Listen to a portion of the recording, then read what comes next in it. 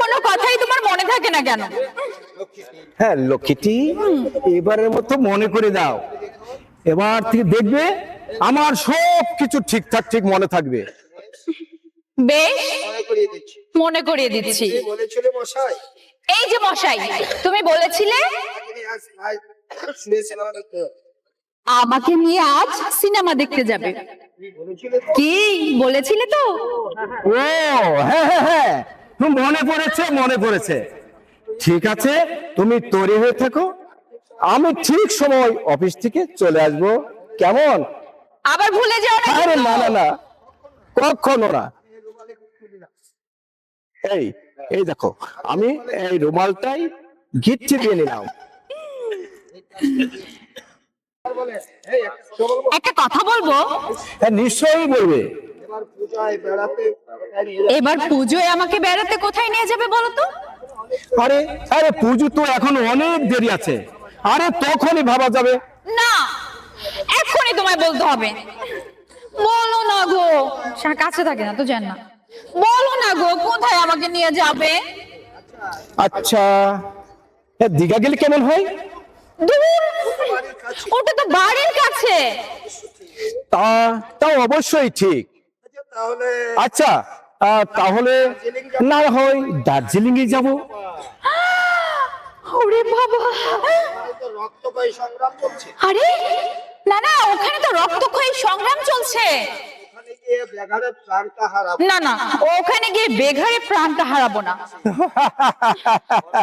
আরে মরণ কি তোমার এত ভয় করো?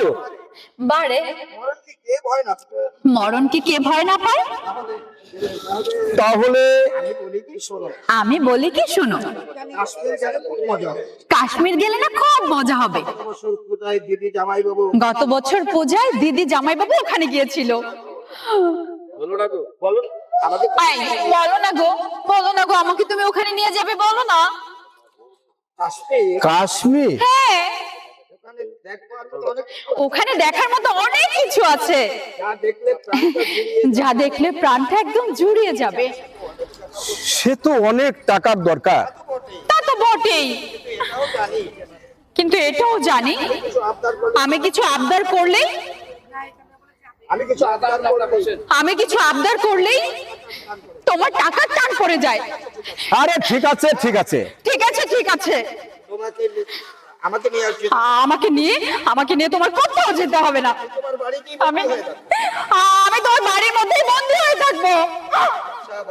আচ্ছা আচ্ছা বাবা, আরে কাশ্মীরে যাওয়া হবে। তোমার যখন স্বাদ হয়েছে, তোমার সে স্বাদকে আমি অক্ষুণ্ণ রাখতে পারি বিয়ে? সত্যি? এখন যাও, কি করব বলো?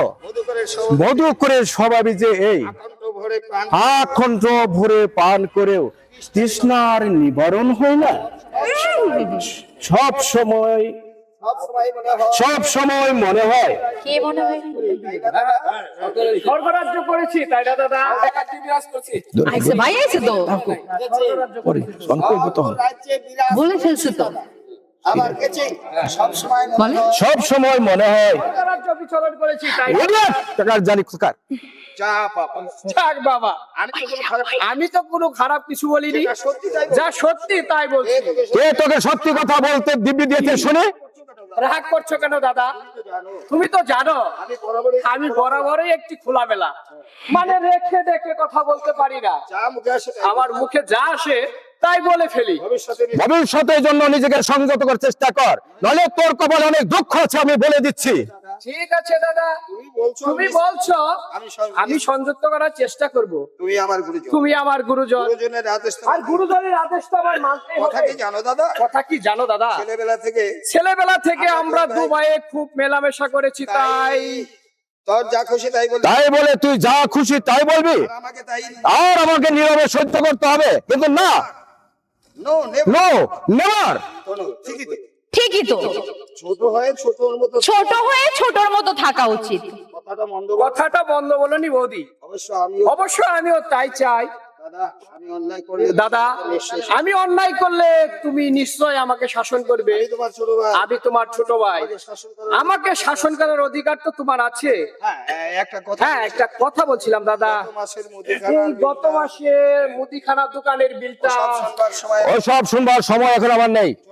হ্যাঁ, চলি তনি, তুমি তৈরি হয়ে থাকো।